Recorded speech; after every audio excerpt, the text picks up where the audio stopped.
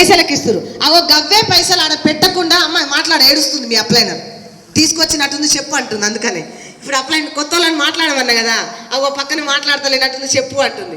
జర చెప్తే అలా పానం కొంచెం గట్టిగా ఉంటుంది అన్నట్టు. ఎందుకంటే తీసుకొచ్చి ఇక్కడ ఎత్తేస్తారు. చెప్పరాకనే కదా, చెప్పినా మీరు వినరనే కదా. నిజమా కాదా? ఆమె చెప్తే నువ్వు వింటావా నిజంగా? ఆ ఇంటికాడ ఓ చేసినావు అవుతాయి, ఇన్ని రోజులు అది చేసినావు, మళ్ళీ ఇప్పుడు ఇది చేస్తావు. సో అందుకనే కొంచెం అక్కడైనా డబ్బులు ఇట్టు కొనాలి. అవే డబ్బులు అక్కడ పెట్టకుండా ఇక్కడ కొను. నువ్వు ఏవైతే 1000 రూపాయలు పెడుతున్నావో 500 నీకే రిటర్న్ వస్తుంది. బాగుందా లేదా? ఇట్లా చెప్పండి. ఇగో రేట్ ఎక్కువ ఏమి ఉండదు. ఫస్ట్ రేట్ గురించి ఎందుకు వస్తుంది మనం మాట్లాడేటప్పుడు? ప్రాణం గురించి మాట్లాడాలి.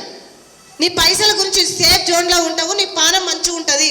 నువ్వు పెట్టిన రూపాయి తాతల నుంచి అక్కడనే పంపుతున్నావు. కానీ ఈరోజు మనం జాయిన్ అయిన కాంచి 4 సంవత్సరాల నుంచి నెలకు ఎంత ఖర్చు పెట్టినా నా టోటల్ ఖర్చు కనబడుతుంది. నెలకు 3000, 100 పాయింట్లు కొన్న 3000 కాదా?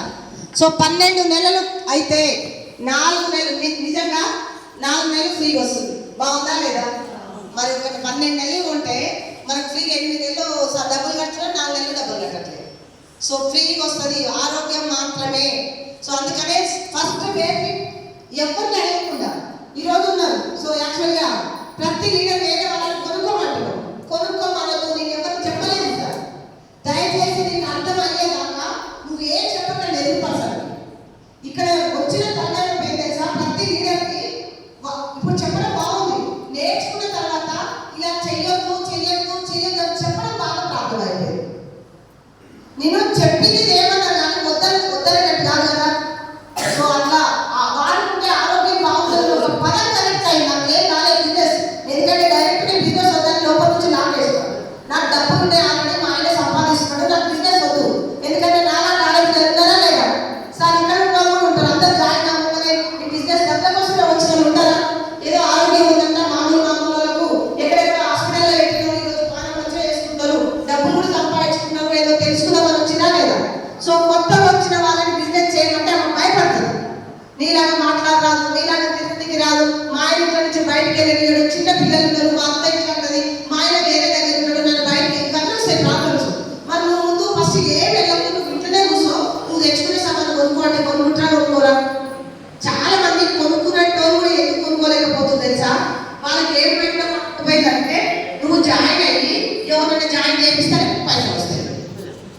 పైసలు ఫస్ట్ పక్కన పెట్టండి, బాగా మంచుకుంటారు వాళ్ళకి. నిజమే కాదా?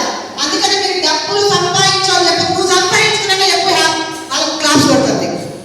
నువ్వు పైసలు సంపాదించు. ఎవరికైతే పైసల గురించి చెప్తున్నావో 1,00,000 కొట్టు, అప్పుడు ఎక్కువ. నువ్వు కారు కొట్టు, అప్పుడు ఎక్కువ. ఒక 4 డబ్బులు ఇప్పించు, నువ్వు అప్పుడు ఎక్కువ. నువ్వు ఏం తీసుకోవాలి, ఎట్లాగో కంపెనీ ఉంది, మాట్లాడి మాటలు వచ్చినని చెప్పి నేను నేర్చుకోమంటున్నారు, వినమంటున్నారు, కానీ ఎదుటి వర్షానికి చెప్పమనట్లేదు. దయచేసి ఎవరు చెప్పకండి. నాకు తెలుసు మీకు ఎప్పుడు చెప్పమన్నారు. మీకు చెప్పొచ్చిన తర్వాత మేము ఖాళీ కూర్చున్నాం అనుకో, అప్పుడు మాకే టైం వేస్ట్ కదా. ఇప్పుడు మీకు చెప్పొస్తున్నప్పుడు మిమ్మల్ని ఇంట్లో కూర్చుంటావా చెప్పమంటావా? చెప్పాలి. ఇప్పుడు ఇక్కడ కామాలలో బాగా 4 లీడర్లు మంచిగా మాట్లాడుతూ మీరు సెంటర్ చేస్తున్నారు. నేను ఆలోచించి నాకు రావాలి. ఇప్పుడు ఆడ ఉండి ఒక ఫోన్ కొట్టి మీ అందరినీ జూమ్ మీటింగ్ మాట్లాడి ఇగో మీకు లీడర్లు మంచిగా చెప్తున్నారు, అదేం చెప్తా వినండి అని చెప్పొచ్చా లేదా?